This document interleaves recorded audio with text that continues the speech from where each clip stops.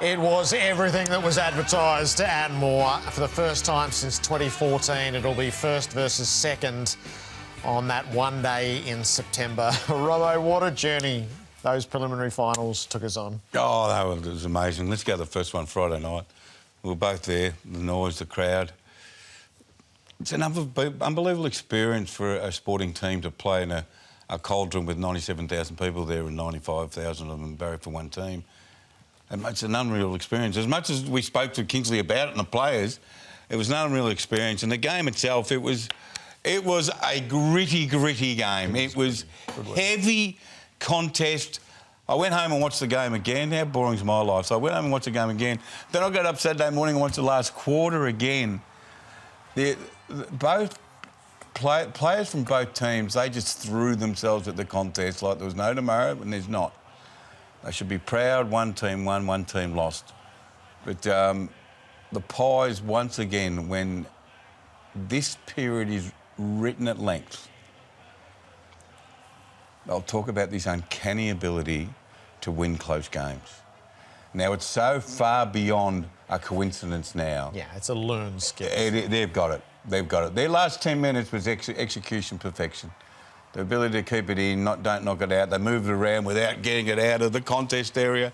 They just did it. You need discipline to do it. You need faith and trust that everyone was going to do it. Jordan De Goey was magnificent. Jack Crisp was magnificent. Steele side bottom to find himself in that banana kick on the boundary line in this goal square. Steele side bottom. He just, as a defensive wingman, he runs so hard back and then so hard forward and so hard back. He just knows stuff, Steele side. We can go through every player, Jared. But this team, it's a gritty team. And everyone used to think, Craig McRae used to think that everyone used to think they were flashy. They're a flashy team. They're not. They've got some guns. They are grit. They will street fight their way from the first siren to the last siren. Now they're coming up against a Brisbane team who, they're not flashy, they're dynamic. So we got, I called it today, Jared, talent v ticker. It's more than that. It's so much more, but yeah, they were magnificent, Collingwood. I feel like they'll need to rediscover just a little bit of that flash. His winning scores of 58 and 60 is not what I imagined they were going to be in September. And now they lose Dan McStay, which is desperate for him. And David King will lay this out on Wednesday night in the watch list. He's such a centrepiece, not just in what he's able to get on the board, but what he's able to provide for those around him. So he's not the easiest player to replace for the game that matters most. But they're going to have to, in my opinion, they're going to have to replace a tall with a tall. Mick Malthouse spoke about it on Sunday, the coaching grade. You can't be tossing out structures on grand final day. You've actually got to go with what you've been playing with all year. So you've actually, don't worry about the talent, you've got to play the body. And that second tall forward, which Dan McStay did, which complements Brady Myercheck, which when you throw down and put the threat of Cox down there or Darcy Cameron there, probably more Cox than Cameron, you create all these threats. If you take that guy away, it's going to upset the equilibrium, what they've all been playing as. And, of course, we saw Harris Andrews. Harris Andrews, he has to be occupied. He has to be kept occupied. You have to tag him, but he can actually be a threat, so he has to go with you and try and get separation. I'd be really surprised. I'd be really surprised if they don't go tall for tall. OK, well, that's going to be one of the threads of the week. The Brisbane Lions, so they had to stare at their demons, didn't they?